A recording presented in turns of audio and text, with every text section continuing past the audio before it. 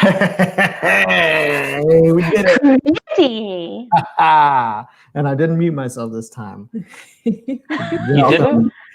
Well, last time last time I was muted and I did my evil laugh. nobody could hear it. It just So like this. sad. Let's all jump on the carousel. No. Welcome to Literarily Wasted. Welcome. Let's do some shout outs. There's a lot. Spoopy. Oh my gosh. Okay. Hi, Tammy. Hi, KW Class 09, Jean, Becker, and Tina, and Sarah. Hi, Brandy. Hi, Joe. Hi, Jeff. Hi, Nikki. Hi, Brandy, and Aaron, and Sarah, and Jay. And I stopped scrolling. Hold Brenda, on. Martin, Nicole, Katie, Kira, Adam, Jenny, Laura, Julie, Dan, Ken, Jen, Scott, Victoria, Jean. I'm losing. Okay. No, God, stop it. Victoria, and Anthony, and Jen, and Jean, and Ian, Cindy, and Jay, and Leah, and Martin. Oh my God. That's probably everyone. Because now y'all are all just saying hi again. This is hi, Bobby. Hi, Kathy. Hi, Ellen. Hi, Steve. Okay. This is the final discussion for Ray Bradbury's "Something Wicked This Way Comes." If you remember, we had quite a mixed reaction to it at the midway point. So I'm interested to see what happened when we finished the book, and we want to know from you all in the comments as well, especially from those who are reading it for the first time. How was the second half compared to the first half? What do we want to do? Well, I mean, we can talk about just general feelings about the book. Yes, we can. We can start general. We can start broad, and then general feelings. Jay is loving the stash from Lucas. They can see it. They can. No, they can't. Okay. You look like see it. Time to smash the mirrors. Yeah, that's right. You look like you kind of look like King Richard from Gallivant with that. I said he looks like Mr. Dark. Thank you. Thank you. Thank you, Jay. You're my hero. Mr. Dark. I don't know what he looks like. Maybe I'll watch the movie. Who wants to go first? I mean, I will. Okay. So I loved the book. I thought it was great. I made a huge mistake while reading it, though. So I read the first half, got to a stopping place, and then I started listening to a different book with a very, very, very different tone. So when I finally went back to Something Wicked This Way Comes, it took me a little while to get back into it just because it was so different. I know some of y'all have read it. Meddling Kids is what I read between the first and the second half. And it's like has a really distinct writing style and it's translated. So there's like a lot of kind of jarring things in it. So it was really interesting to go back and forth. But that's like my biggest regret about this book is that I didn't just go all the way through with it. But I really enjoyed it. Cool. And the second half was so much more exciting than the first half. I do agree with that part. Yeah. Well, I feel like the first half set the tone of the whole thing, and then the second half is the story, mostly. Yeah. Yeah, I get that. Oh, I did. I did use Spark Notes. But I didn't use Clip Notes. There's a difference. Yay. It helped. I'm sorry, but when there's this much metaphor, sometimes you just need some help. Or at least I did, because I might have a literal mind. I like just give it the facts, please. Thanks. Just the facts. Just the facts. Oh, start on Friday. I agree with what wait, what'd you say? What? What? Sergeant Friday. That's a Dragnet reference for people who are well, I missed it because I didn't read the Spark Notes for Dragnet. I guess since I'm already running my mouth, I'll go on. I agree with Christy that the first half very much. Oh my God, I've had like 2 sips to drink. I don't know why I can't talk. The first half very much set the tone and like prepared you for the fact that this entire book was a metaphor and a poem, and gave you the creep factor for sure. And then the second half is when the plot actually happened. And so I think for me, that's why I did understand the second half better, or I was able to at least follow along better because it was mostly stuff happening. That being said, the whole book still very much is a metaphor. And I'm sure we'll discuss that a whole lot more. But yeah, I mean, obviously Ray Bradbury is a genius. Duh. but it's not my kind of book. But it's not a bad book. It's just not my kind. Yeah, I'll hop on the train with some of the other folks that are commenting. I can't remember, Brenda, maybe Kathy. The first half, I think it took too long to get to the second half for me, and so by the time that it did start to pick up, I just wasn't into it, and I appreciate it. Again, I said at the first discussion, I'm probably not smart enough for this one, but a lot of it felt like I was back in English class, and I did have English classes that I liked. I'm not saying that in a negative way, but yeah, it didn't connect with me. And here's a strong take. Y'all ready? I liked Interview with the Vampire better. Strong take, I know, Wow. but it I don't know. But I will say there were parts of Interview with okay. the Vampire that I actually really did enjoy. It was just all the boring parts in between those other parts that I didn't.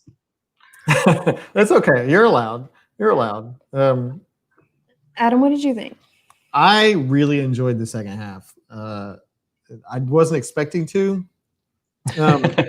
especially after I started the second half, and it felt like there were like 3 or so chapters of Will's dad Charles. just saying stuff that I just what are you saying? What are you talking about? I was like, what is this? Oh, okay. The next chapter. He's still going.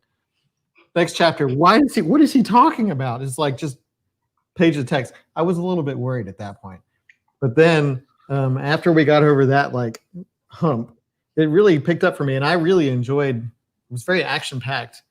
Really enjoyed the second half. It was much clearer to me, and it took me a while to get started. But like I read it, like I plowed through it. I didn't even realize I was done with the book. But Yeah, you read it so quickly. He read it in 2 sittings, and like it felt like an accident that he finished it. Oh wow. But yeah, I liked it. I came to first I had a hard time with his writing style, but then I really came to like appreciate it. But once I got over the hump of Will's dad, where was I? Will's dad was on an acid trip. He must have been. He was just he was just rambling.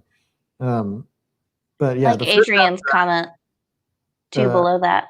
This one. yeah.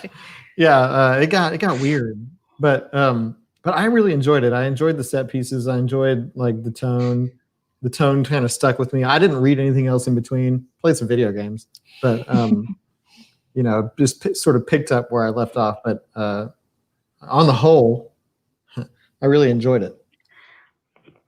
Nice. Well, since we were talking about Will's dad, Charles Holloway, let's talk about him a little bit more. Yeah, I agree with Carol.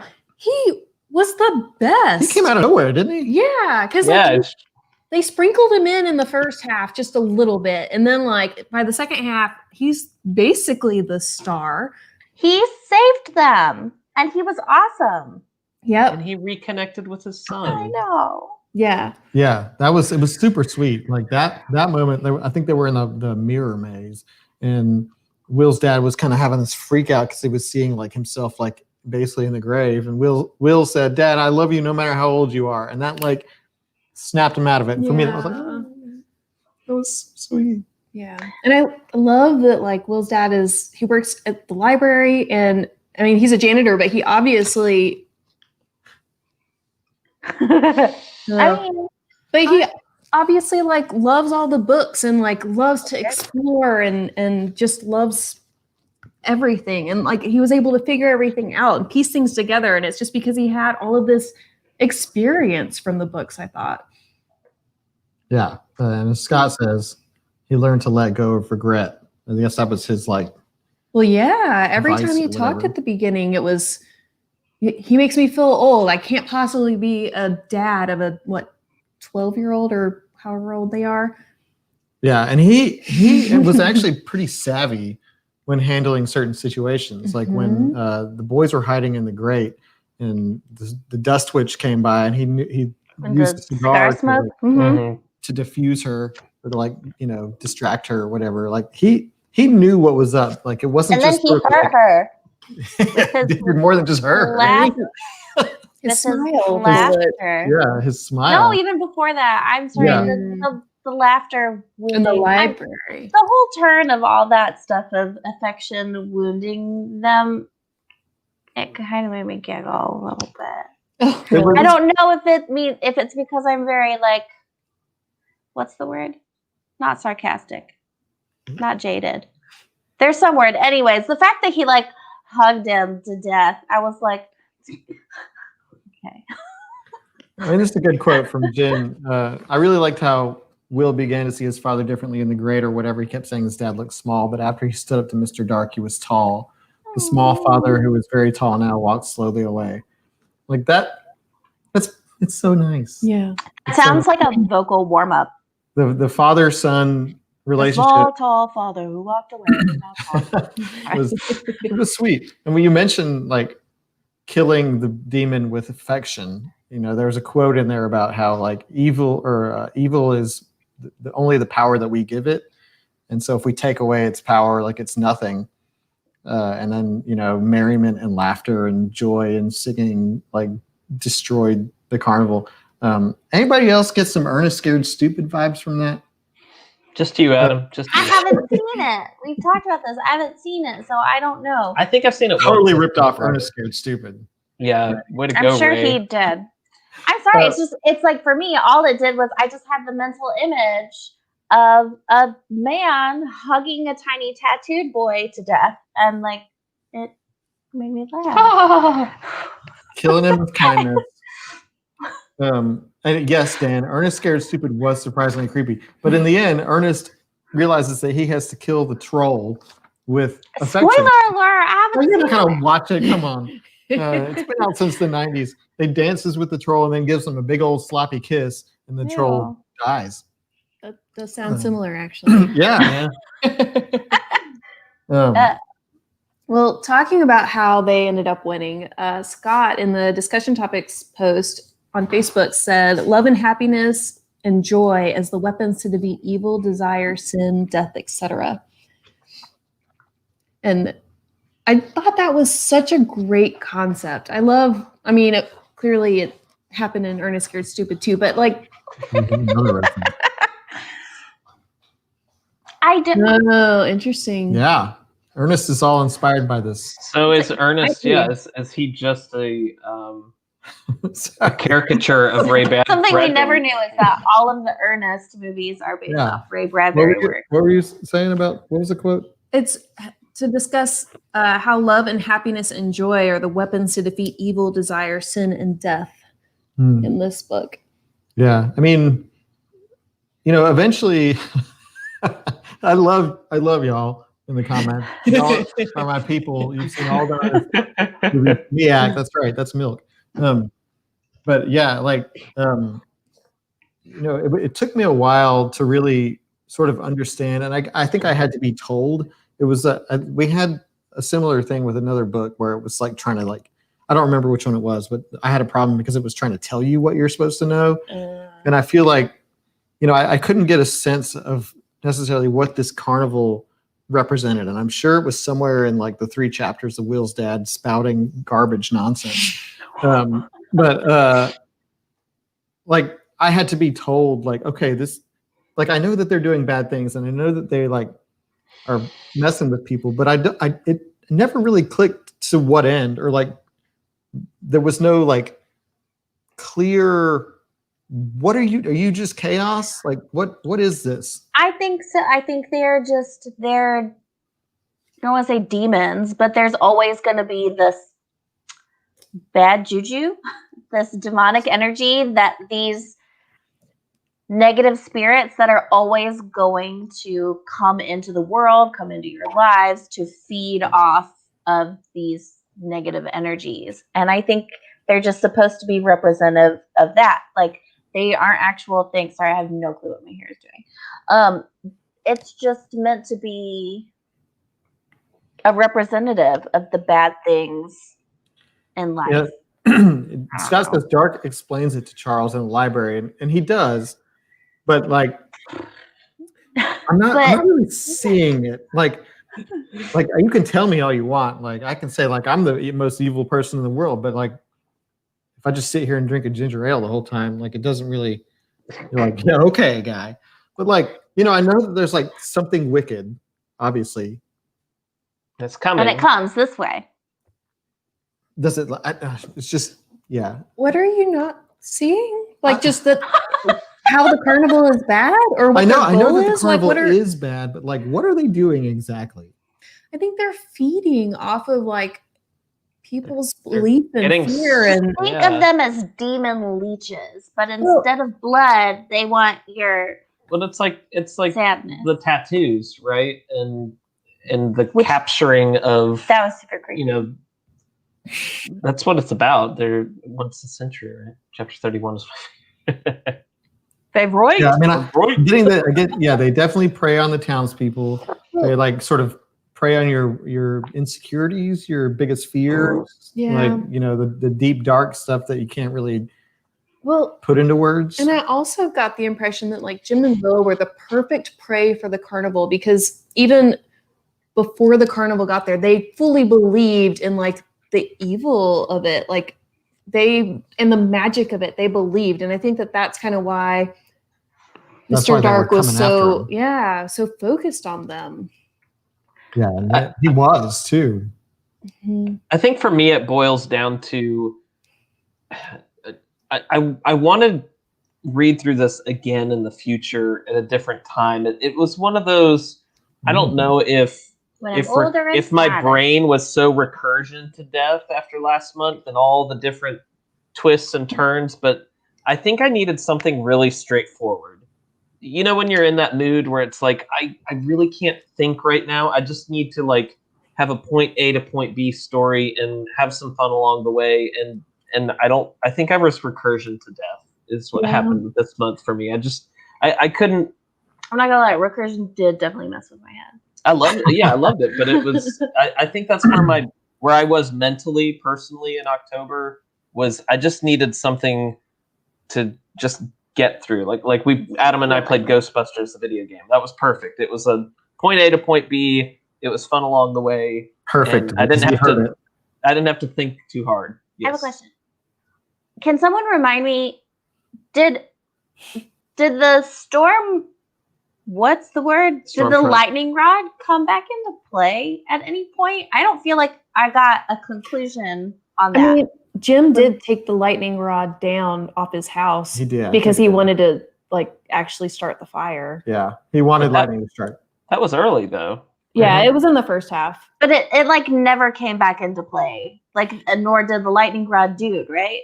I think it was. He got sucked into. Was it just supposed to be like a weird preface sort of thing? It's part of the atmosphere. Like it's okay. Something wicked this way comes. It's the storm is coming. Something is coming that's big and bad.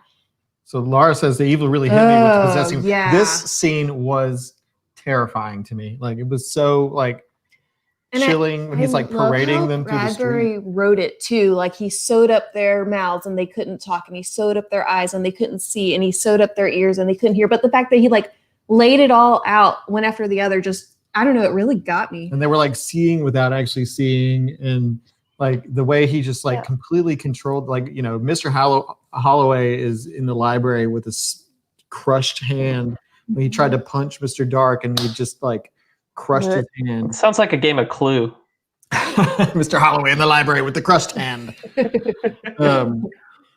What a weapon! What a little game piece. But and then he like it was the dust witch that came and like had a little mosquito like sewed thread through their sewed it. eyes and their mouths and. See, I still want a Miyazaki version of this because I think it would be. You want that? Yeah, it'd be crazy. I think it could actually translate well. Oh no! Yeah, I was thinking of no.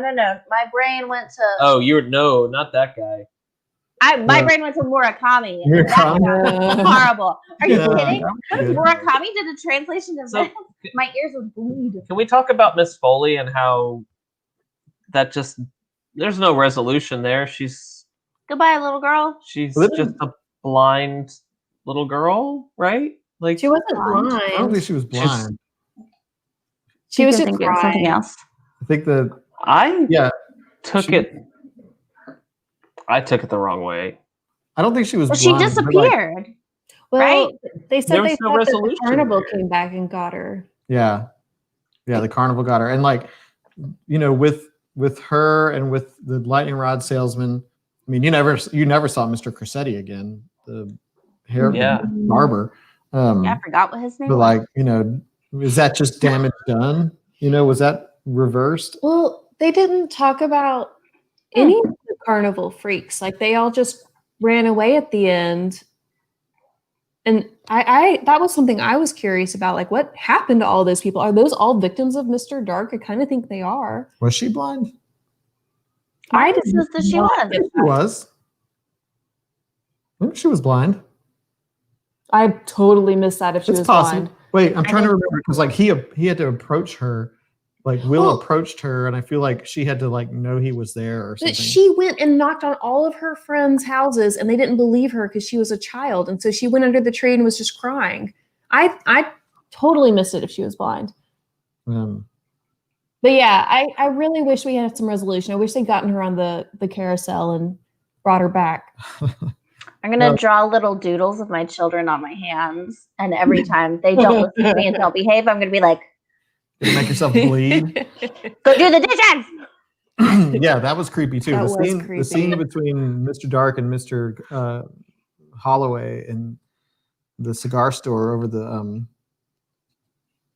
grate was also like a bit of like this sort of standoffish tension between the two.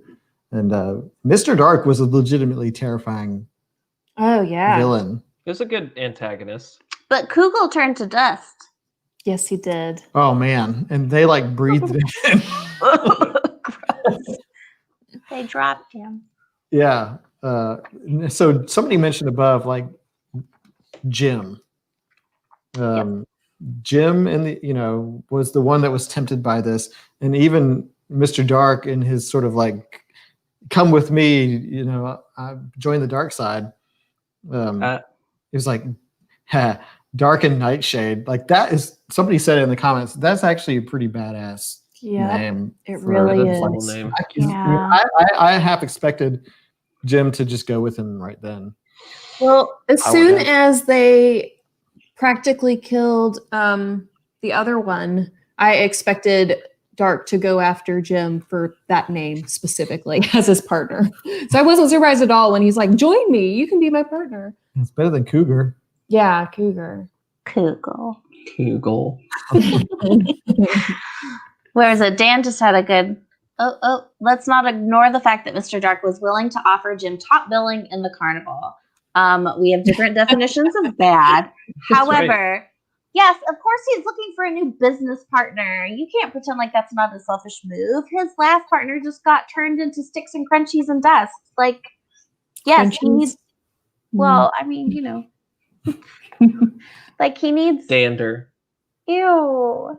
Dander. Just makes me.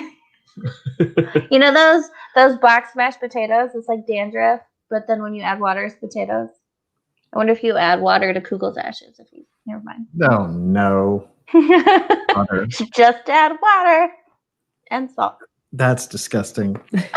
What's next on your? Sherry wanted to talk about the description of death as a non-event, specifically the stopwatch reference, and she's talking about when Mr. Dark told the Dust Witch to stop his clock, stop Charles Holloway's clock. Yeah.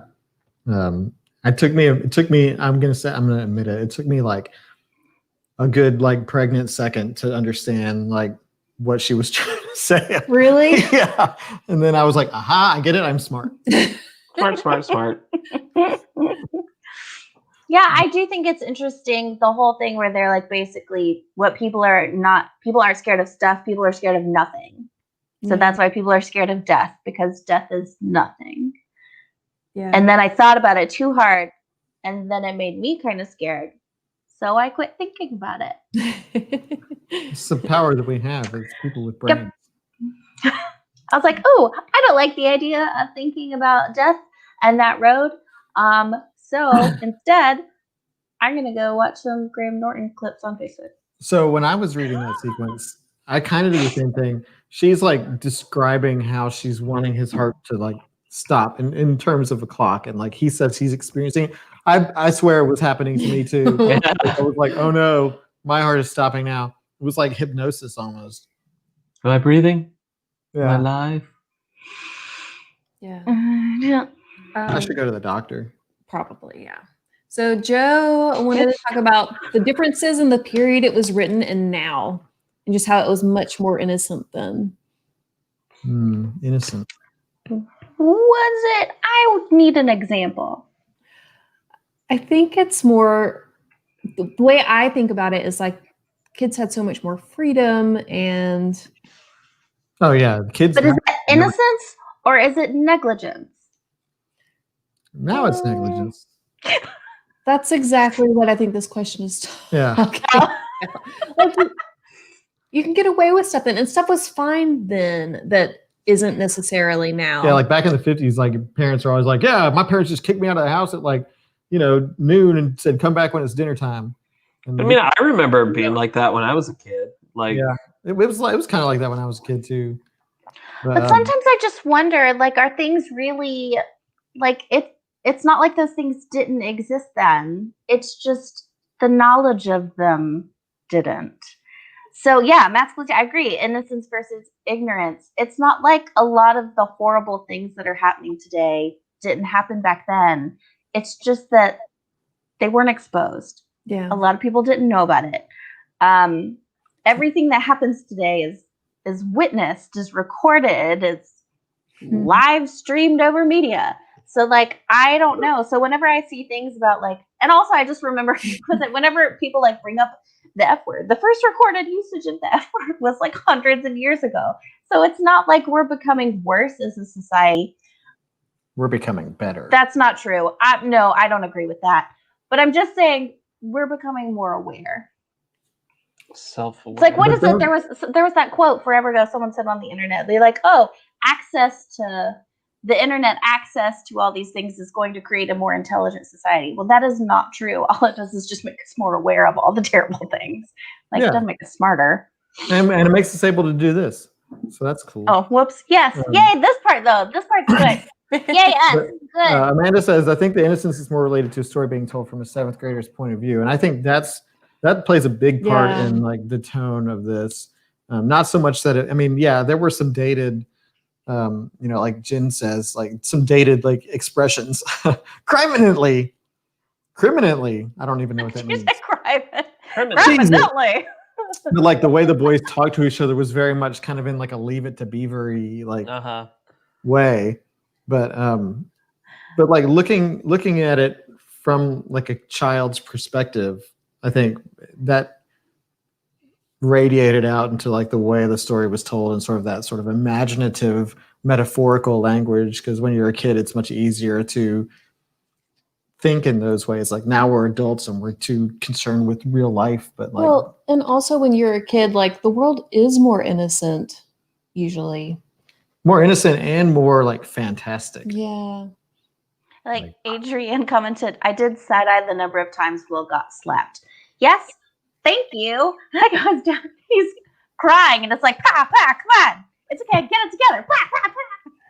No. Quit crying. My sister and my daughter. No, Chinatown? Come on. I don't watch the things that you talk about. Matt Scalisi, help me out here. Matt Scalisi says, I am correct. She's my sister. She's my daughter. She's my sister. What is that? No? Okay. Chinatown. Let's move on.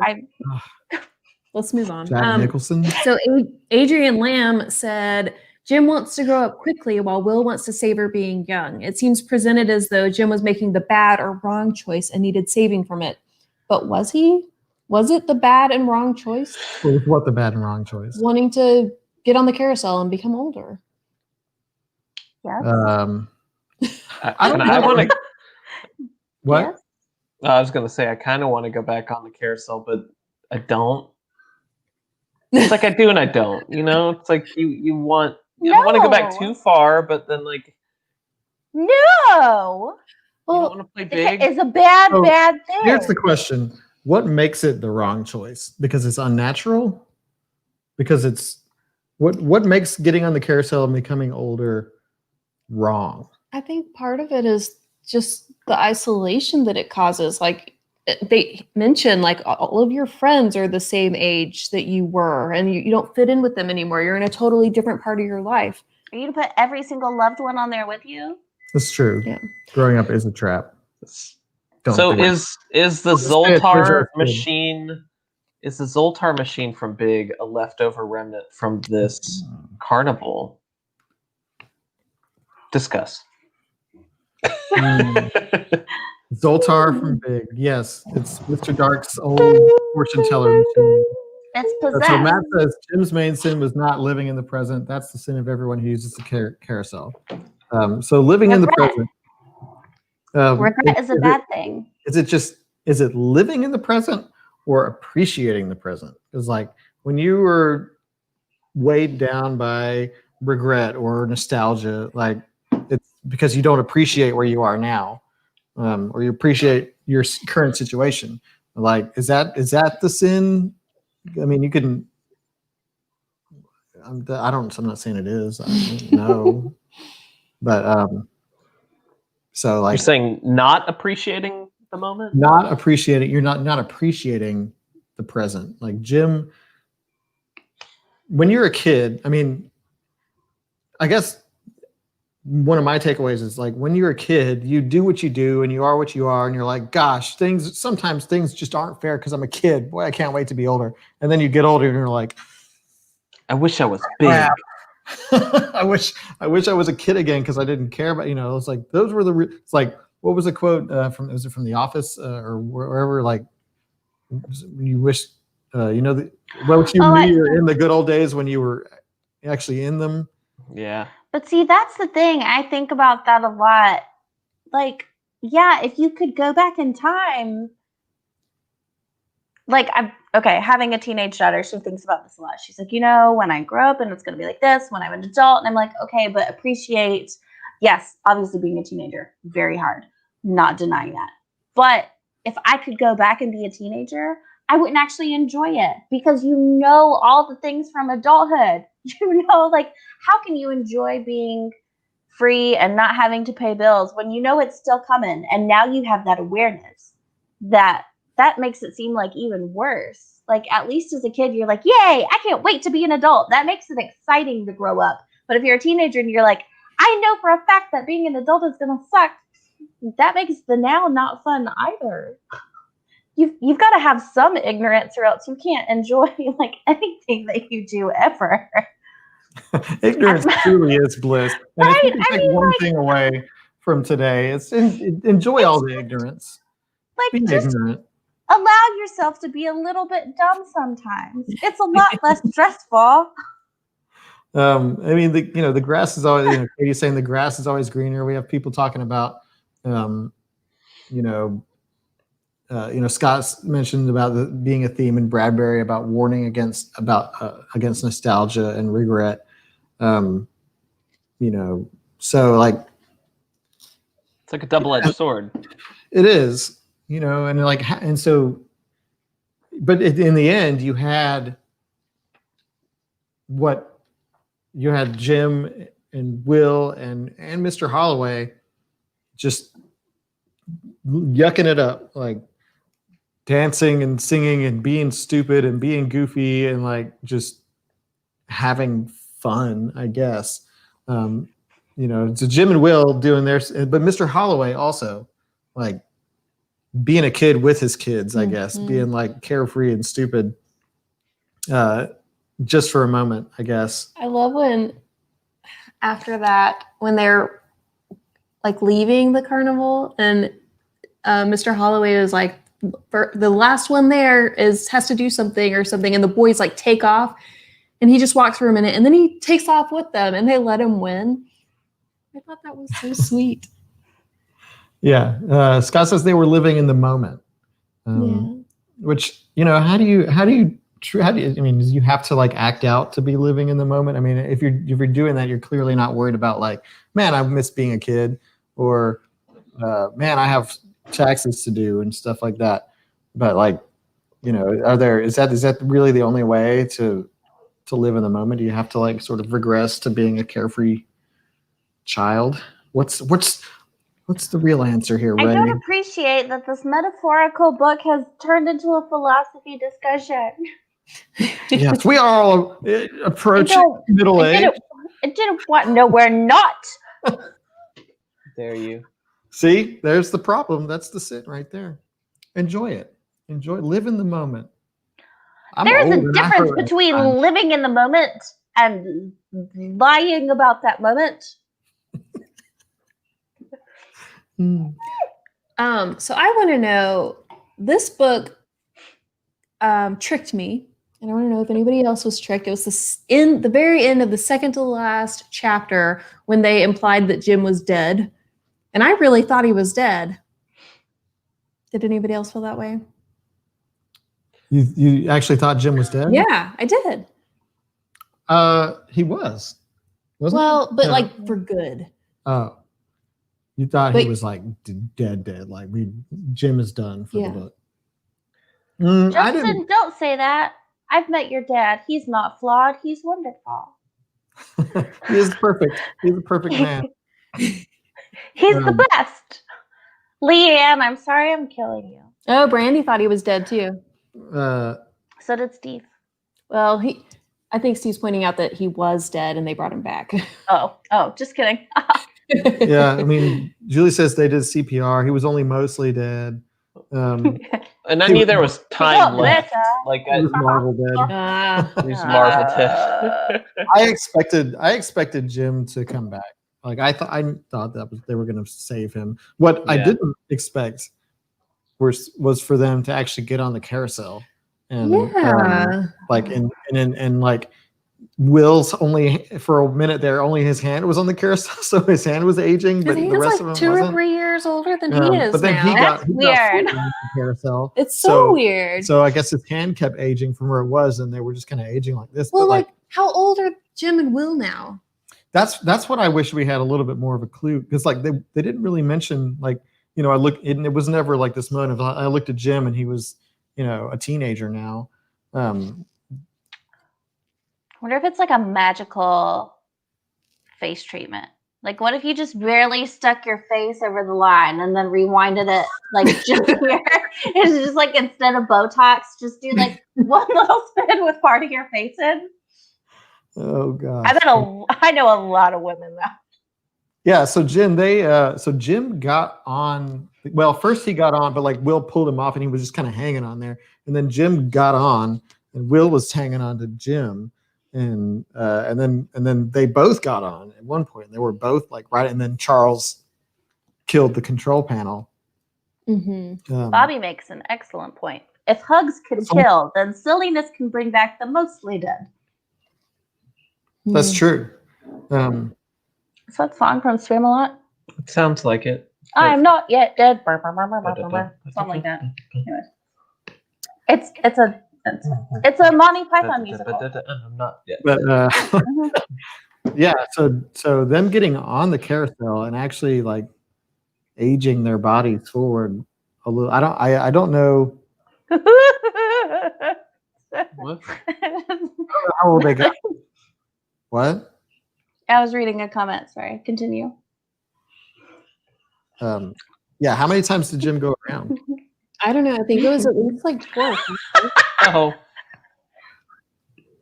So just flash the camera there. 4 or 5 times. Well, because I got the impression that Will's hand went by a couple of times, and then if that happened and then he got on, it had to have been like 4 or 5. And that carousel must have been going kind of fast if they were Well, like hanging off of it. Cougar went to like 250 years Google.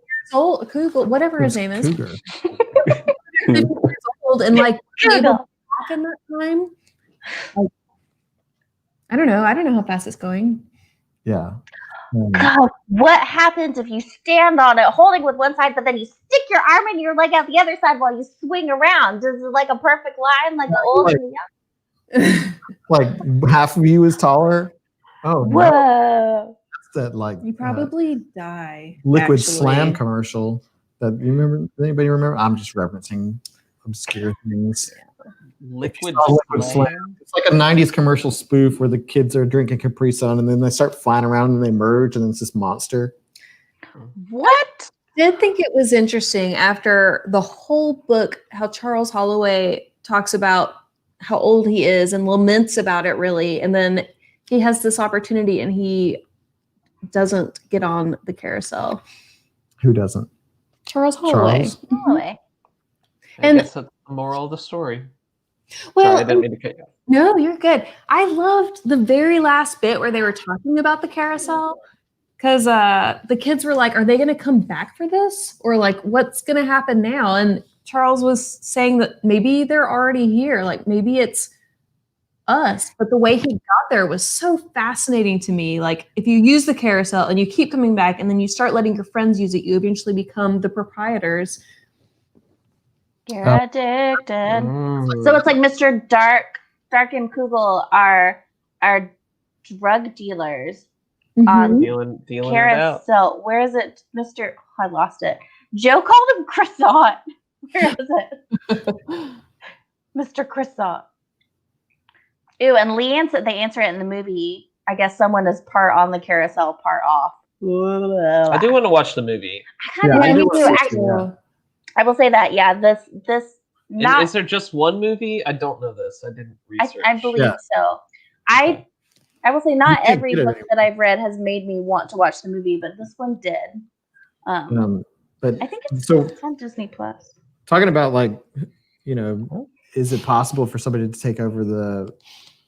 It kind of reminds me of like that. Oh gosh, here it comes. That Star Trek episode. Oh, At the end, Sorry, I had He's something like, in my throat. here it comes. oh, Star Trek. Where basically what he was saying is like vigilance is the price that we have to pay, like constant vigilance, or else evil will come back again. Like we don't know what form it'll come back in, but it will, and you have to be vigilant about it. Jonathan Pryce, shut up. I want to know what everybody thought about the movie. Who has seen it yet? Should we watch it? And where can we watch it? Should we do You a You can watch only party? get it Where on is it? DVD. Yeah, I It's- don't you think can't- we can looked. stream There's it. no streaming Oh, ever. well, that's lame. What is the thing So that Jeff I'm, says you can rent it on Amazon. Really, I looked. I didn't think you could. Yeah. what am I Lame. thinking of? Someone tell me. You just said that, Adam, and it made me think of constant vigilance. I don't know. What is what No that that? is. idea. But Liquid Slam. Leanne suggested we do a group watch, which would be Oh, fun. that'd be fun. But everybody has to get it on eBay or Amazon or something. Yes, Alex. Constant vigilance. It's a thing. I don't know Oh. what that is. Oh my God! It was Mad Eye Moody. Sorry, that was really loud. It was Mad what? Eye Moody in Harry Potter. When it's not really Mad Eye Moody, when it's Barty Crouch pretending to be Mad Eye Everybody's- Moody. Everybody's got you. I got it. Thank you. Okay. Ha ha. Look. You guys are so good. Everybody knows I'm not crazy. Which also has the Something Wicked This Way Come, that song. This one goes. Christy's been playing. It's been stuck in Mad my- Eye Moody's eyeball. So now I've heard it a lot. Yeah. I played it like an hour ago for Yeah. us, for me. Yeah. But is that what other discussion points do we have? You're done. Oh, so people just didn't comment in that discussion thread. I We got guess. some good comments, but we didn't get as many as we usually did. And I didn't have time to outsource some discussion topics from Google. That's okay. So for those Something Wicked This Way Comes scholars in the audience today. Scott. Talking to you, Scott. Scott. The several And Jeff. chapters of, so I read this, I didn't skip over it.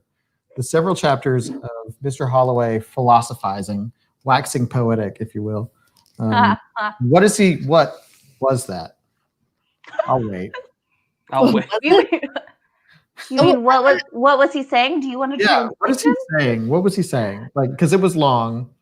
Leanne, He was basically saying, circus bad leeches, you don't allow yourself to be food for the bad leeches. is that what the Laugh. I don't know. Do this one. I don't know. Because post a picture. I read what if you're talking about bonus content. I read the afterword where he talks about. Did you say the apple? There's a lot of this content in the book. Like I'll show you. Oh wow. Oh, it gets in there. Yeah, so this is how much bonus content there is in the book. But it's really, Holy moly. the first part of it was awesome. And it's just talking about how the book evolved, which Scott actually posted a comment that explained it pretty well. And just like, However, editor's handwriting looks like serial killer. and then it went Children slapped. a lot deeper. And then there's like a whole bunch of like things from different authors, which was really interesting, like little short stories, like really short, like 3 or 4 pages each. Like Stephen King even has one in here, which I didn't read all of those, but I'm going to go back to them. But there's a lot of bonus content in here. Could be worth it. Yep. We're going to have a whole separate live discussion about bonus content. Let's look up the movie. Scott posted a link. You can't click on this on the screen, but Oh, that's probably the go DVD. to https:// I'm not going to Yes. Wicked this way. Something about Mary came up first. Yeah. Hey, this came out a year after you were born. It's only rated PG. We could make the children watch it. Yeah, 1983 PG is definitely It's definitely PG-13. modern PG-13. This one? Yeah. Oh, No. wrong one. Gene Kelly got some love though. Yeah. Books with a lot of bonus content bother me most because I get to them. But I think that's what happened to me. I was like flying, and I was like, oh, it's done. Oh, I'll have like 15% of the book left. I've done that before where I totally thought there was more, and then all of a sudden I turned the page and it was like the end. And I was like, what? Yep. Here's chapter 1 of their next book. So here's what I'm curious about. We have at least 2 people. I think Scott and Dan, maybe who teach this book, or who include this book in a curriculum somehow. It's have taughted. Yes, Have taughted this book. indeed. Your pedagogy contains this, but so I'm curious because it was never part of my, like, if I was a middle schooler reading this, I probably would have just glazed over and how do you teach kids to read this book, and like what do you do to like help them through this, and like what are the takeaways that you teach your classroom? Because that actually is fascinating to me, that this book was so hard for us to get through, and then but this is also like known to be kind of an academic staple. So it made me think of, while they're all typing in their very academic answers, I'm going to say that it made me think of another office scene where Michael Scott is asking for Oscar to explain something to him. I think that had to do with finances. And he's like, explain it to me it's a surplus as episode. he's like, explain it to me as if I, were a child. And so Oscar explains it, and he's like, okay. He's like, I understand, but just, now explain it to me as if I were 5. And I was like, He talks about lemonade stands. it's me it's me in this book. If this book were a lemonade stand, it's like, I feel like reading it, I got a pretty good handle on it, and like I got a sense of the tone, and the language was beautiful. And while I didn't, this is deep. our last discussion. Sorry, whatever you put in didn't show up. It was so smart that it deleted. It for sure. Our last discussion did help me like a lot, and also Spark Notes helped me a lot. All right, here, you ready? Yeah, let's peek over. This is what I assume Dan sounds like. Well, I haven't taught it in years, but it was one that took some serious prep. We talked about figurative language a lot, and I would show them the 30-minute episode of Ray Bradbury Theatre based on it before we started reading. And a lot of the times I read it to them and they followed along. They understood a lot better when I was reading it out loud. Well, congratulations, your kids are smarter than me. Perfectly punctuated. Very good, Dan. So that's interesting that you read it out loud to them. Be like, now Mr. Dan's gonna read you a story. Aw, that's not what he says. He I know. sounds like It's like, this. oh, I know, it's you're British all of a vaguely, sudden. you're just We're vaguely talking about, English. figurative language. This book is basically chock full of it. There's that Star Trek reference again. Like, it's a whole race that speaks in metaphors, is what this book was. asked students to pick out things as they read that made them feel something, anything, and to pick out imagery and ask how they feel. That's smart, and that's kind of basically what we did today. It was like, oh man, that scene really got me. Let's see what else. That was not I think my Matt British has a accent, good one, Dan, and but I will think notate that you're I think Scottish. Matt's comment resonates with me too. Too many modifiers. Yeah, and it's punctuated funny. I'm not gonna say wrong because I don't know anything about The punctuation. sentences are very long, and that really does affect like how I process things. Like, and it also affects the pacing at which you're reading. Or at least it does for myself personally. Justin, Scott, that is know the what's smart happening, reference I also but- don't know. Justin Your comments said, Scott's where'd it done. go? If this book were music, it would be If Aaron. Where? What? If Aaron Copland scored Psycho. I also don't understand that reference. Aaron Copland composed the fanfare for the common man. It's 20th century crap. Is Scott typing so much that the internet is just like, I think Scott- so. Scott Yeah, either Scott, broke we the got internet another or one that's- you have Or to break it up into paragraphs. or he's so smart that we can't even comprehend his Facebook comments anymore. Or he's so transcended. frustrated with how dumb we are that he's just banging his forehead on the space bar. He's like, I'm Just teaching this sending in it to 8th grade. So here's an interesting take. It sticks with you. I did the first half audio and second half book, and retain more of the first. So listening to somebody reading it helped. I with retention. loved listening to this book. Yeah, the audiobook was good. I bet it was. Fahrenheit for about every 2 pages, I have to explain what's out. going on. Figurative language is often over their heads, and there's a lot. There's a lot, but like I said in the last discussion, like I really felt like the figurative language, like without it, it would not have had the feeling that it had, like the constant sort of feeling of, is it just dread or like unease? I don't know what it was, but like throughout the book, you definitely like felt a certain way. Mhm. Like something wicked. What's coming. So Yeah. what's really funny is I know a lot of people like assume that the beginning is the something wicked this way comes because it's talking about the carnival and all that stuff. The And night honestly, circus. what? But like, and so everyone assumes because of the storm coming, the lightning rod salesman, all that, whatever. But honestly, the point where I felt like it was the most like hold your breath waiting for something was the library, when the kids have to hide and then they go to the library and then Mr. Dark comes. That was That was the excruciating. something wicked this way comes point for me. It was excruciating, like come out wherever you are. Like Because that's when you know it's wicked. Beforehand, you don't know. It's just something this way comes. But when it's going to be the library, that's when I knew. and I think the pacing like of that was like expertly done. I mean, you felt like every second was like a minute in that sequence where he's like wandering around the library trying to reading this book. root out the kids. But at that point, you were supposed to feel that way. Okay. That's how this book kind of made me feel.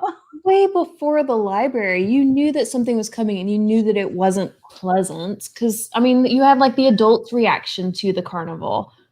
Like all of that was not happy. And so Dan and Bobby are talking about when Mr. Dark was talking about Will's mom riding the carnival. Like, can you guess which way?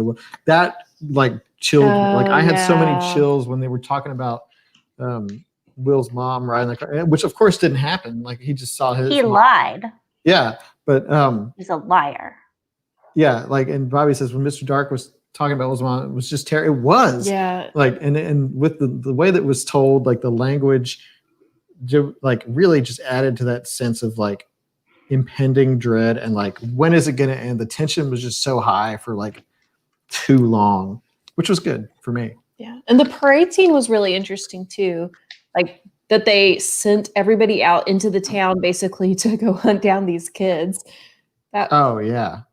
And having it be told from the point of view of from the kids who are being hunted down definitely helped that be, eerie and imposing.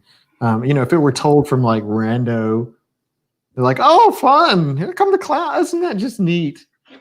like, Will's mom is sort of portrayed. She's like, oh, isn't that just neat?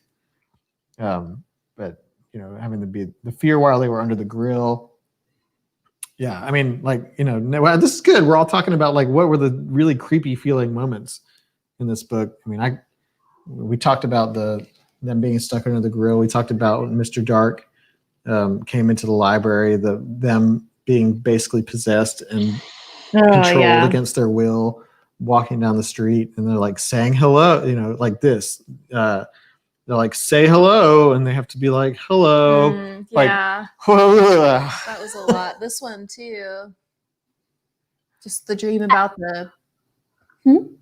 I was just gonna say, I bet that part scared Matt Scalise a lot, because I know for a fact he's scared of. I hope he doesn't get mad that I'm saying this. He's scared of witches and like the thought of being possessed and like children, especially I think being forced to do stuff. So I want to know, hey Matt, did that part psych you out real bad because of your witch phobia? Or let me be clear, he's either scared of witches or he's scared of women that live in the woods. One of those. Same thing. So the Mirror Maze wax doll thing was really interesting to me. Oh, Talia. But I loved how Charles Holloway was able to get his son back, like pretending that his son was in the audience. Oh my God, that was amazing. It was so cool. And like calling for him and then getting the audience to call for him too. I love Give in to peer pressure, Mr. Dark. Yeah, he really he impressed me with his cleverness. I mean, constantly throughout that, he's like, I'm making this up. I have no idea what I'm doing. And like, getting through like, Mr. Dark's like, at first I think, wasn't he trying to like punish the Dust Witch? He was going to like, you didn't stop the clock, did you? She's like, no. And then he was going to like kill her or something. Right. And then he was like, who wants to shoot her? And then Charles is like, I'll do it. He's like, but you don't have a hand. He's like, oh, that's fine. My son can help me. And then he starts calling, and then but he caught it. Starts calling for the It's a total BA move. It's a total BA move to be like, "Whoop!" I'm gonna draw a smiley face on this butter bullet. Wax. But yeah, and he like carved this smile on the bullet. Just like it was moments like that. These are reasons why I really enjoyed the second half, because like I was into it. I was despite the language, despite like having to get over that hurdle of understanding what the hell he's saying in this book. Like I dug it. I was all in, and that's why I finished it so fast. But it is definitely beautifully written. Oh yeah. Ray Bradbury, for better or for worse, it is. I wonder what it would be like to have like a normal, just chill conversation, like a normal conversation with this man. If he like, if you can just tell, like he starts talking, and you're like, man, what the hell did you just so say, dumb. dude? Like, talking about how it was written, like when I was choosing this for the book poll, I went to Goodreads and like kind of scanned some of the reviews, and that was people's biggest complaint really, was the writing isn't for everybody, and it really works for some people and it really doesn't for others. And I was really worried about a spooky book that was written beautifully, but he just did such a good job. He did. It was kind of nice. It made it less scary for me since I didn't really understand what was happening the whole time. This is a good comment about the end of the story. The freaks get changed back. They're still the same, but free from dark. Like some evil can't be undone. Yeah. At least the evil we do for ourselves. I do like that. And just because I made him mad earlier, before I forget, if y'all want, it's Matt Scalise's birthday. Y'all should tell him happy birthday. Matt. And maybe also, if you're scared of witches, tell him too, so he doesn't feel alone. Happy birthday, Matt Scalise. He is 22. Yeah. None of us are approaching middle age. I said, no, we're not. I'm so old. No, you're not. Shut up. Mr. Dark is a boy laying there dead, and you're thinking, how are they going to explain this dead kid? And then the skeleton picks him up and just carries him away. Yeah. It makes me want to read more Ray Bradbury. I don't, it's hard for me to like read other books than what we're doing in this book club. But but I want to. Is that enough? I have one. One day, maybe I will. Yeah, everybody says happy birthday, man. Oh, hey, look, we did it. We made it the hour. So, final thoughts. I thought it was beautiful. It was beautiful. It was dense. It was tough. Dense is such a funny. Sorry. It was hard to read, but in the end, I'm really glad that we read this, and I enjoyed it. And I think it's one that I can think about on a sort of recurring basis and sort of ponder as I ponder sometimes. Scott brought it up, but some other people brought it up earlier as well, that Ray Bradbury has various short stories that all, I think, highly recommended. So that might be, honestly, that I probably, next time I read them, I need to stick with something short. Little bites. Christy, what did you think?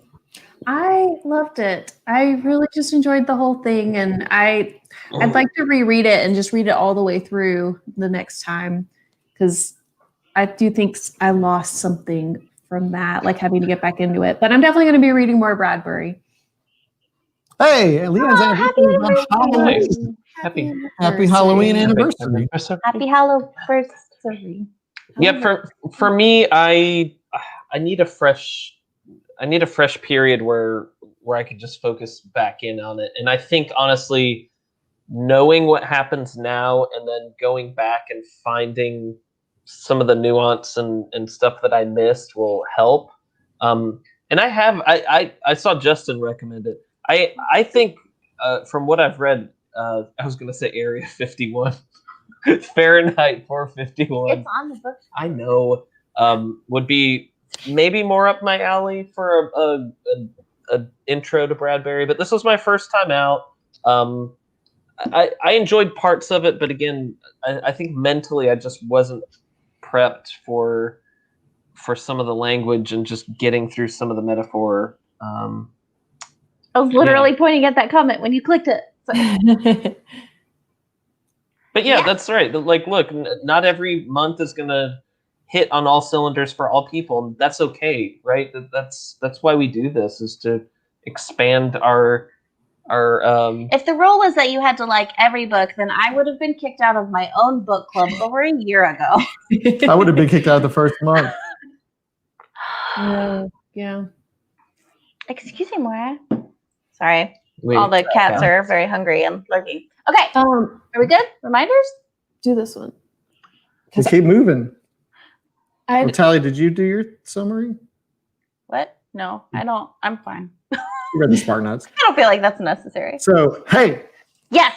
Sorry, that's why I was looking. I was looking at my calendar. I'm so excited. I'm so excited. You're welcome. Talia, do you remember what the break is? The halfway point? No, but I can look it up. It's in the video.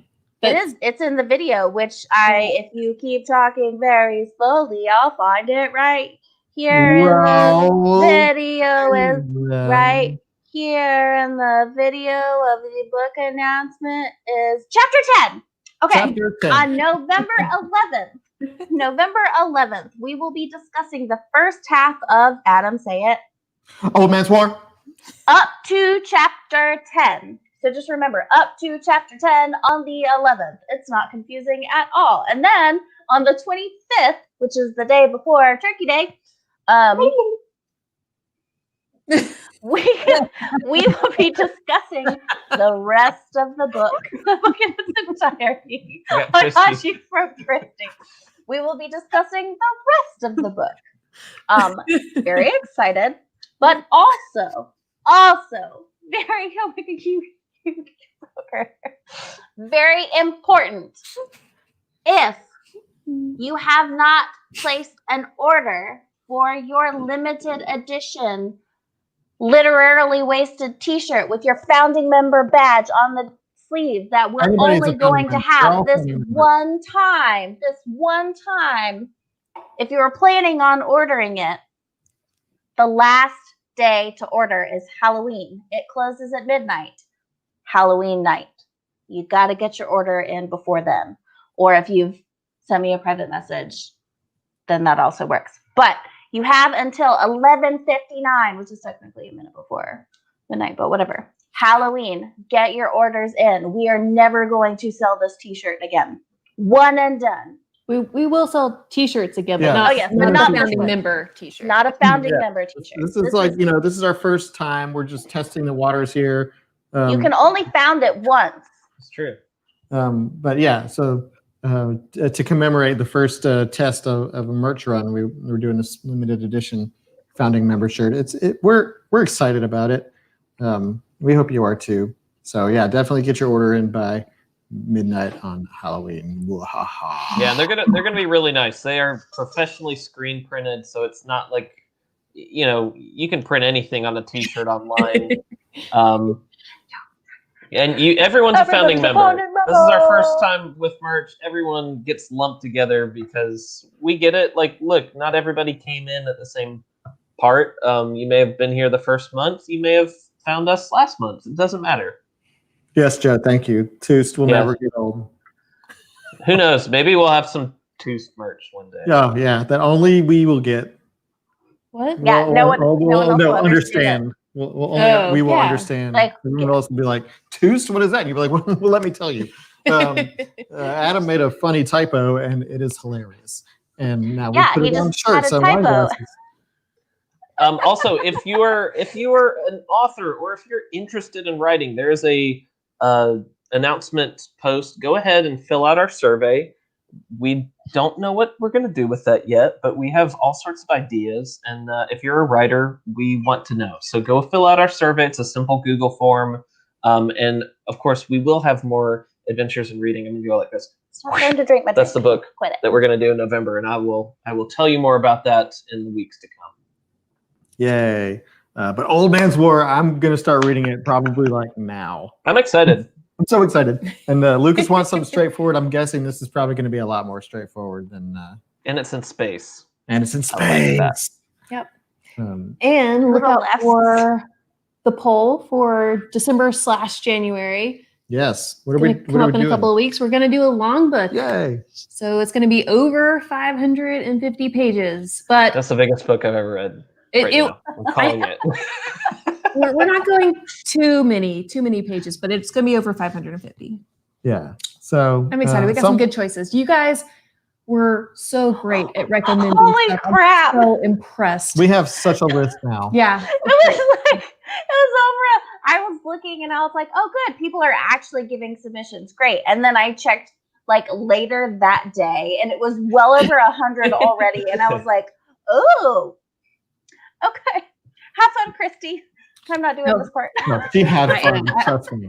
Oh yeah. Well, I just added more to the list that's already there. So yeah, we're gonna. Christy's narrowing it down. We'll post a poll pretty soon for those long books, but I don't think you'll be disappointed because they're all something you suggested, right? Like they're all. They're all from the suggestion post, actually. And you'll actually get a poll. It won't. I'm not gonna hijack it this time. I did it. I'm done. No more. Maybe. You want Christy? We'll kill him. Yeah. It's not happening anymore. She did a lot of work to make selections. He's not allowed to hijack it. So yeah, Christy's got. Oh, you have no idea, Joe. You have no idea. She had spreadsheets before we started this book club. Yeah. She is. I mean, we don't have to go into detail about it. But yeah, It's fine. I'm taking care of it. It's going to be fine. But yes, Old Man's War. Get excited. We're doing it. Get your t-shirt pre-orders in. Stay tuned. We got lots more fun stuff coming up.